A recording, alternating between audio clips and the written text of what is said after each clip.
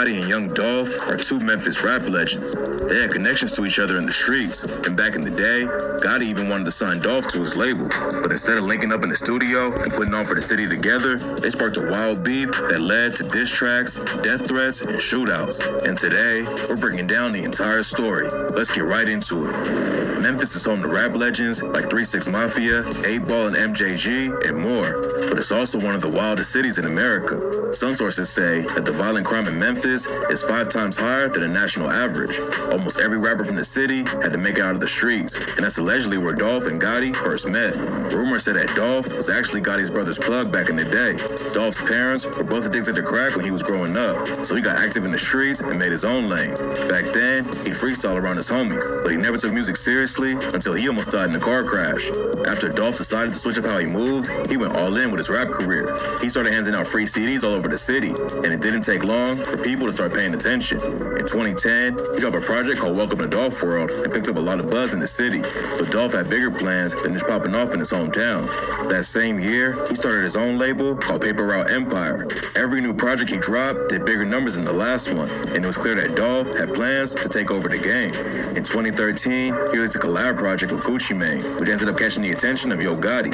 Gotti's an icon in the Memphis rap scene. He's been in the game since '96, and in 2012, he started his own label, Collective Music Group, aka CMG. By 2014, he still didn't have any artists on the roster though, so he reached out to Dolph and offered him a deal. Back then, Dolph was buzzing, but hadn't really hit the mainstream yet. Linking up with Gotti definitely would have boosted his career, but that's not how Dolph wanted to play it. Even before he had a name in the industry, Dolph knew he wanted to create his own lane. He started a label before he even hit the charts, so it was clear that he had big plans. According to him, that's why he turned down Gotti's offer. Dolph told Sway, only thing was going to happen behind it was people like, oh, he popped out because of Gotti. By the time Gotti tried to sign him in 2014, Dolph had already put a ton of work in. A couple years later, due to lack of evidence, Dolph wasn't going to let the shooting slow him down, and in April 2017, he even used it to help his career. He dropped an album called Bulletproof, and the track titles were actually a message to whoever tried to take him out. When you put all the tracks in order, it says 100 shots in Charlotte, but I'm bulletproof, so f*** them. That's how I feel, all of them. I'm so real, I pray for my enemies. I'm everything you want to be, shaking my head. The shooting in North Carolina wasn't the end though. Just a few months later, Dolph allegedly found out where Gotti was staying in LA. When he pulled up to press him, a fight broke out between their crews, and Dolph ended up getting shot 3 times.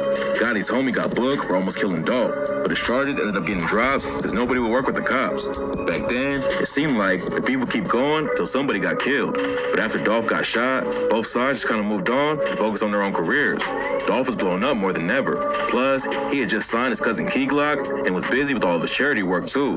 At the same time, Gotti's CMG label was picking up new artists, and he was still working on his own music. But while the beef died down and nobody was sending shots, Dolph was tragically murdered before they could officially squash it.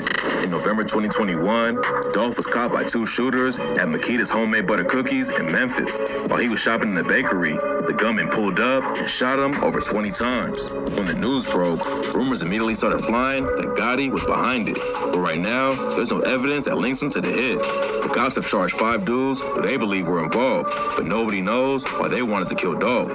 The way everything went down makes it clear that Dolph was the target, but we probably won't have any concrete answers till the trial starts. Dolph and Gotti linking up could have been huge for Memphis, but unfortunately, that's just not how it went. It's still not clear if Gotti was pressed like that over Dolph turning down his offer, or if there was more going on behind the scenes that we don't know about.